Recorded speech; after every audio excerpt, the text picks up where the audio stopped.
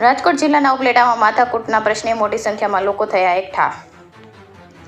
શહેરના ઝીકરિયા ચોકમાં આવેલ KDV મોબાઈલ નામની દુકાનમાં થઈ બબાલ।